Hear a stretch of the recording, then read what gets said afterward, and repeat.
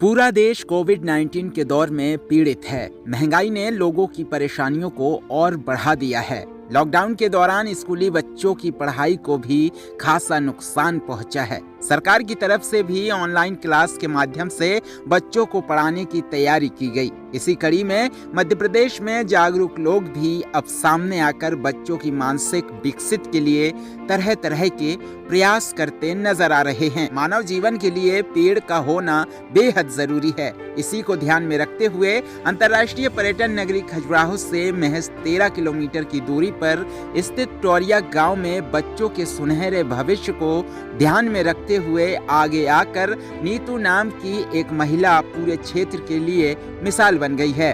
बच्चों को तरह तरह के एक्टिविटीज कराना और बच्चों को इंग्लिश बोलना जैसे तमाम प्रयास किया जा रहा है। आपको बता दें, नीतू के पास करीब 70 से 80 बच्चे रोज पढ़ने आते हैं। इसके बदले में उन बच्चों से किसी भी प्रकार का शुल्क नहीं लिया जाता, बल्कि बच्चों के भविष्य को लेकर नीतू काफी चिंतित भी नजर आती है। उनका कहना है उनके पास आसपास के कई गांव के बच्चे पहुंचते हैं, जिसमें आदिवासी बच्चे भी शामिल हैं। यह काम बेहद सराहनीय है। रविवार को बच्चों को पौधा रोपण करने और पर्यावरण को बचाने की बात कही गई, जिसमें कई बच्चों ने बढ़ चढ़कर हिस्सा लिया है। बच्चों से पूछने पर बच्चों ने किसानों को लेकर जो जवाब दिया है, बड़ों को इस और भी गौर करना चाहिए।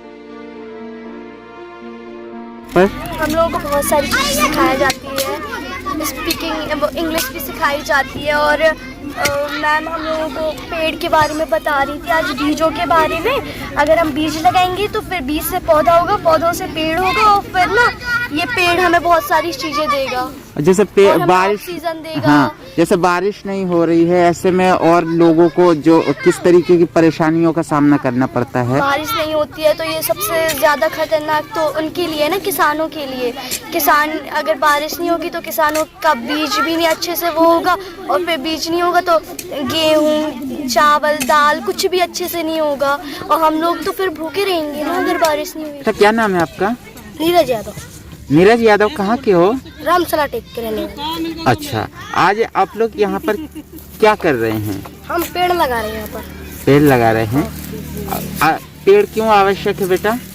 क्योंकि पेड़ हमारे लिए ऑक्सीजन देता है, हम लगाते हैं। वनों का विनाश नहीं करना चाहिए हमें, और हमें पेड़ों से ऑक्सीजन मिलती है। आज हम इनको सिखा रहे हैं कि पर्यावरण को कैसे संतुलन करा जाता है, पर्यावरण का संतुलन कैसे होता है।